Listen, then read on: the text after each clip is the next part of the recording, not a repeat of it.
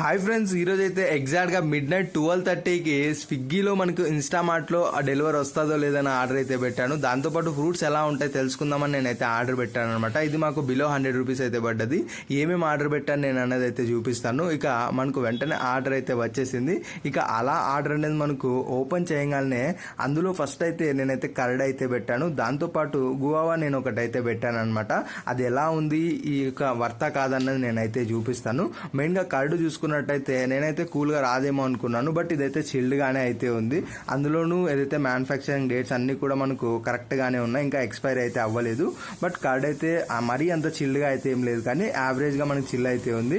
ఇక గువావా విషయానికి వచ్చినట్టయితే ఇది ఒక్కటే మనకు నియర్లీ 50 రూపీస్ అయితే పడ్డది. 50 రూపీస్ వర్తా కాదని చెప్పి నేనైతే ఓపెన్ చేశాను.